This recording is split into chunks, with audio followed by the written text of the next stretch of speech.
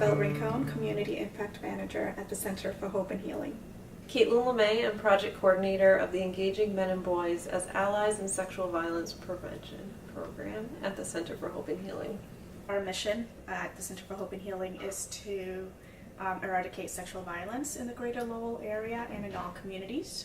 So we operate from a very social justice lens, looking at the different intersectionalities and root causes of violence. And we look at it as a form of oppression under a bigger umbrella, encompassing all of the forms of violence and things like institutional racism, sexism, and so forth. Doing our homework around the particular challenges of the different communities that are present here in Lowell. So whether that is the Puerto Rican community and trying to connect with them through sports, whether that is the Brazilian community and trying to connect with them through faith, places of faith, right? It's both an internal process of being able to gather information and also the external process of building those individual relationships with the individual factors that are important to that particular population or communities. I do think there are men that are seeing this as their role. I'm seeing both. There definitely are some men who don't see it as their role, and that's where we kind of step in and say, it is your role, right? It's not all on women to, end gender-based violence. It is, everyone's role. And we are seeing men who are saying, no, I do want to be part of the solution. I do want to help end gender-based violence. We formed an advisory board of men in the community who have really taken the role of saying, I want to be part of the solution. I want to, be part of the community and help end gender-based violence. And we meet every month and we talk about how they can do that and how they can be part of this community. And it's been going really well. They're really passionate about it. They always want to do more and more and more. And particularly with Engaging Men and Boys, I think the question that's always asked is, how do we get men to the table? Constantly, right?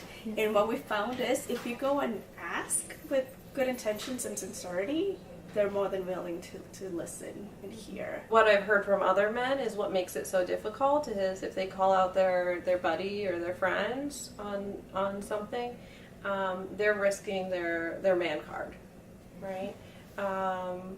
And they can be excluded from their group of friends for that.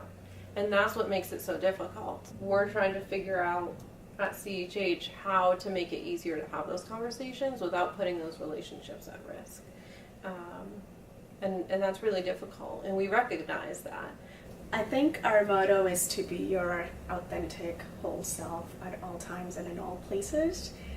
So really, truly challenging that box, and it's one of the main exercises we use to introduce that topic, that we're all multi-dimensional individuals with multiple aspects to our personalities and really embracing our whole selves all the time.